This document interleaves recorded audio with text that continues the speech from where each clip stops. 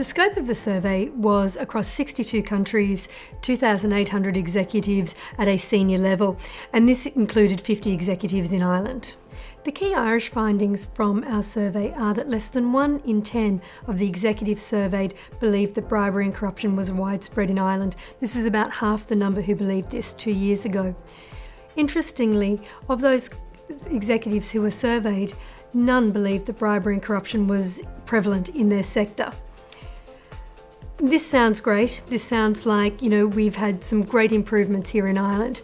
But when we asked the executives what would they do when they found themselves under pressure, there were some quite different results.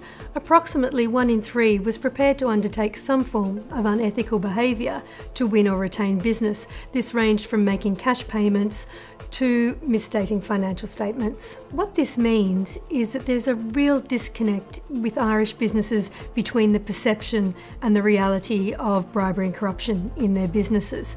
And this point is further illustrated when we explore the position around misstating financial performance.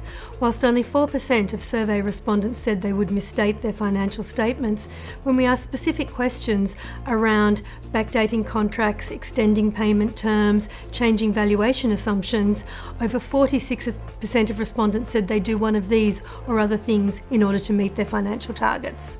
If we step back from the detail of the survey and consider what this means for Irish business, I think there are 2 important points to bear out. Firstly, it's absolutely imperative that businesses, not just the staff, but also the business leaders, are educated as to what is acceptable and what is unacceptable business behaviour, particularly in times of pressure.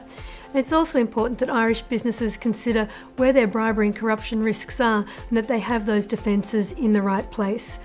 One really interesting statistic to summarise that point is that Ireland is near the bottom of all 62 countries surveyed in its need to understand who we're actually doing business with in the marketplace. Irish businesses are always looking for areas to expand their business, and one of these areas is to expand into new markets, particularly emerging markets. Bribery and corruption risks in these markets are quite different to those that we find at home here in Ireland. So what's absolutely imperative is that these sorts of risks are considered in your bribery and corruption due diligence.